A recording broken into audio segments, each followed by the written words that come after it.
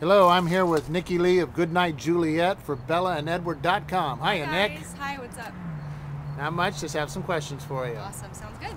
What inspired the name Goodnight Juliet? I wish I had, a little bit more interesting story for it. I was just on a late night phone call with a good guy friend of mine, and he was talking about some girl that he really liked, and got kind of cheesy after a while, so I just said, all right, I'm going to bed. I'm going to bed, goodnight Romeo, something like that. And he said, goodnight Juliet. And I right then was like, I really like that, and I got off the phone and called the guys. They all liked it, and that was it. We had been trying to come up with a name for quite some time. We had a few other band names before that, and they were not cute, so. That's great. Tell us one interesting fact about each member of the band. Ooh, that's a tough one. I've never been asked that one before. Does that include myself? Yes, absolutely. Okay.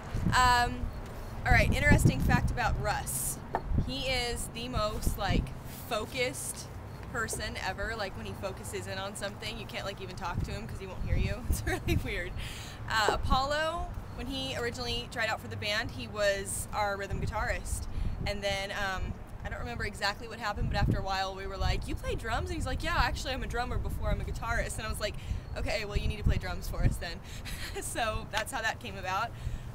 Interesting fact about my dad.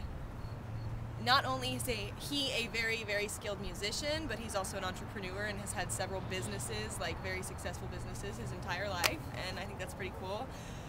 I'm not very interesting, but something weird about me, a couple things. I never take my shoes off until I go to bed. It's really weird. Never, ever, even if I'm wearing 5-inch heels, which is most of the time. And I prefer to sleep on the floor rather than on a bed. Well, all right. Yeah, it's a little weird. How do you write songs? Does the whole band help, or is it just you? The whole band helps pretty much. In the actual writing portion of it, I normally will say, I'll just be sitting at home and come up with something, usually melodically or, or lyrically, and then I'll go to my dad with it, and then we put the actual song together. He writes the music for it, and then we write the melody, and then we bring it to the band, and we all together arrange it. So we kind of all help. How does that work? Is that a good formula? It seems to be working pretty well. Yeah, it seems to work okay for now. When you're writing a song, do you come up with the melody or lyrics first, or vice versa? How does that work? It does change on every song. Like, for example, Let's Never Die. That one was melody first on the guitar. It was a few chords that I had been playing on the guitar for a few weeks.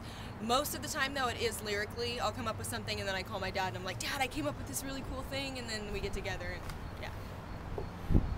What is it like having your dad in the band? It's really fun, it's it's pretty cool. It's different sometimes, because I have to curb my ways a little bit, but it's overall very, very cool. It's very cool to share it with him. Great. On a Twilight note, how were you introduced to the Twilight saga? A few months back, I was getting ready to go to the movies, and we didn't know what we were going to go see, and someone was just like, well, why don't we go see Twilight? And I was like, oh, that vampire movie. Okay, and we went to see it, and I fell so deeply in love with it that on the way home from the theater I went and bought the first 2 books and read the first one by the next morning and have read one pretty much every day and a half consecutively after that, and then over and over and over. Well, speaking of Twilight, Team Edward or Jacob, and why? Team Edward. That's not very hard. I can't really explain why. I'm just kind of in love with Edward Cullen, just like every other girl out there. So, just Team Edward. He's so perfect. Great, great. What scene are you most excited to see in New Moon? I'm definitely most excited to see the scene where Bella will be running through Volterra, to find Edward at the clock tower. I just think that's going to be the climax, obviously, of New Moon, and it's going to be so beautiful and so phenomenally filmed, I'm sure, and I just can't wait to see it. How about the other band members? Are they fans of Twilight as well? They are. Actually, I went to see Twilight 4 or 5 times in the theaters, I think. And I went the first time with other people, but after that I made my dad go with me all the times. And it was towards the end of it being in the theater, so it was really late at night that it was playing, and he was like, oh, I don't want to go, and I was like, too bad, you're going. So he went to see it with me quite a few times, and he became a real fan. Apollo has read all the books. Russ hasn't yet. He's still kind of stuck on Harry Potter, but he'll get to him eventually. But they were all very, very supportive when I brought our song Let's Never Die to the table, the song that we wrote for Eclipse. We're trying to get it in Eclipse. They were all very, very supportive, when I brought it to them. So it was really cool. That's great. What's been the most exciting moment for you since the band has formed? There's been a few from before we were Goodnight Juliet. We were another band name. We played a show in Reno at the PGA Golf Tour, and that was definitely the first time people really reacted well to our music, and it was very, very exciting and very cool. We come from a place where you know, you play a lot of coffee shops and stuff, and people are supportive, but they don't really get into anything you do. It's more of like not clapping, not really, you know, anything. And so when we actually branched out and went elsewhere and really had a good reaction, I got this warm feeling that I just haven't been able to, it was like a fire I haven't been able to put out, you know. And then since that, probably since we've been Goodnight Juliet, I would say when we played the San Francisco Twi Tour was the first time I really felt like this was what I belonged doing. Like, it was just amazing to see how people reacted to everything. That's got to be a pretty neat feeling. It really is, especially where I'm like painfully shy, and you know, I never really thought I'd be the type to be able to get up on stage, and it just completely like overcomes me when I'm on stage. It's different. So kind of an off-the-wall question. Have you ever been playing a show yet when you see people in the audience singing your song with you? Yes, yeah, a few songs.